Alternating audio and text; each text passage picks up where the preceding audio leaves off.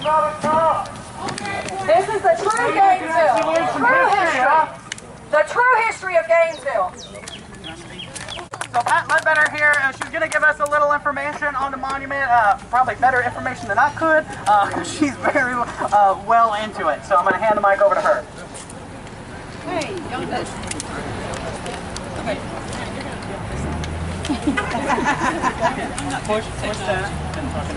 Hey guys, I'm so happy to be here with y'all, and I was real proud of y'all tonight. I thought you handled yourself reasonably well in spite of the animosity that was clearly going on. When I was asked to tell y'all about the Great Hanging and the Great Hanging Monument a little bit, so I thought that I would just talk to you briefly about two things. First, historical memory, and second, historical lessons. Memory is, I think, what we're dealing with here tonight. We saw down there on the courthouse square two very different versions of the same event, right? Two very different historical memories of what happened in Cook County in the 1860s. Have any of you ever had this experience where you meet somebody that you haven't seen in years and you start talking about something that y'all did together, and as the conversation proceeds you realize that their memory's not the same as yours? And you're like, are they talking about the same thing I'm talking, the same person I'm thinking about? Well, history works something like that. People have different perceptions and different memories of it, and then it's the historian's job to try to ferret out what actually happened, where the truth lies within all those memories. And the problem is all we got to go on is either things that were written at the time, or stories told by the people who were there, or diaries kept, or newspaper articles. All of those are written from a certain perspective, right? Yeah. So when a historian starts putting it all together, they're going to be very much influenced by the times in which they live. And Gainesville had a fascinating experience with historical memory. This county voted 60% against seceding from the Union. We were not Confederates, number one. But once the Confederates took over into Cook County, and incidentally, the people who did join the Confederacy, they had no intention of going east of the Mississippi and fighting those damn Yankees. They were going to stay here and protect their homes. Cook County voted against secession because this was a wild and crazy frontier community. And they were more afraid of the Indians than they were of the Federals. And they knew that if they seceded, the federal government couldn't protect them from the Indians. I mean, they did not secede because they loved black people. They didn't secede because there was a frontier that needed protected in their minds. Then when the draft occurred, well, of course, when the Confederates took over, they know they're dealing with a hostile population, right? They know they've got a community that oppose what they stand for. So they're going to have to rule with an iron fist or they're going to be in trouble. And they live in fear that the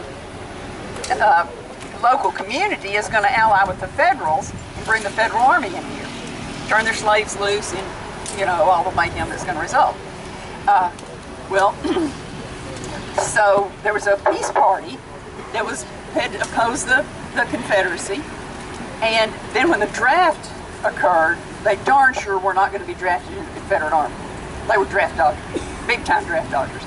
Not only that, this was really amusing to me down there tonight. You know what one of the big issues was in 1860-61? The Confederacy was going to take their guns. Don't you love it?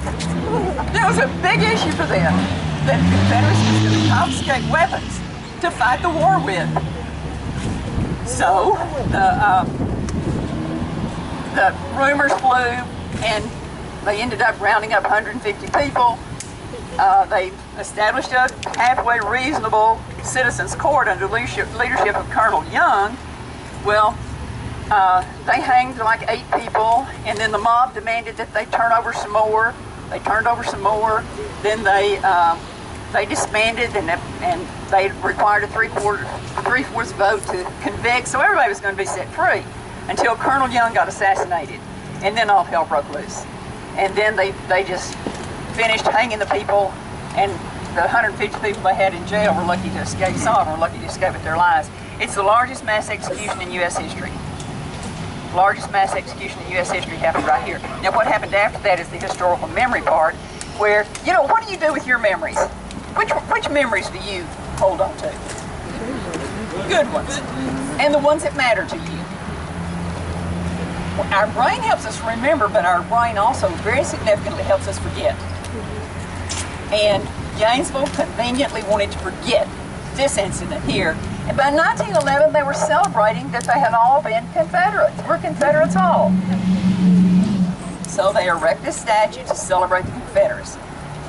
Now, the other thing I wanted to talk to you about was historical lessons.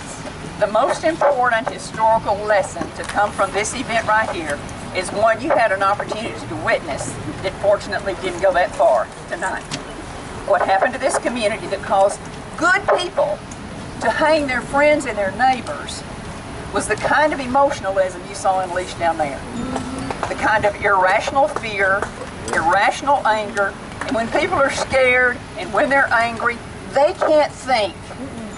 It didn't, that I wanted just to hug y'all and say, you can't shout at them.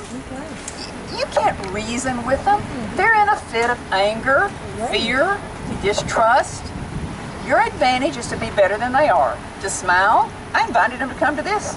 He said, y'all didn't come down to the hanging monument? You know, I mean, you know, welcome them. Say, you know, thanks for being here in Gainesville. I hope you protect these monuments because we sure don't want no vandals getting them. We want the city to make a conscious decision to tear them down, right? We don't want to tear them down with mob violence. We want this community to do the right thing. And if we're going to get this community to do the right thing, we've got to be the voices of reason, stability, honesty, integrity.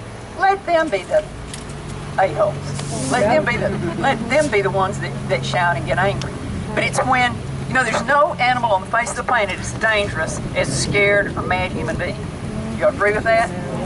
And those people are scared. They're scared of losing something they hold dear. The superiority of their white skin. And there's a really good book about segregation that quotes this Southerner who says, there goes my everything. If we integrate, there goes my everything. I just think that's eloquent. There goes my everything. You just don't sum it up much better than that. And so, of course, when the time came for putting monuments up, and we all know why they put them up. Well, it's obvious why they put them up. And so we obviously know their agenda when it came to that. So City Council is in charge of that one. That one's on city property, and City Council can vote that one. Vote that one. However, the one on the Cook County Courthouse has to be going through the court commissioner, so we need to put the pressure on them. Jim Goldsworthy also said that, like I said, he said they're coming down.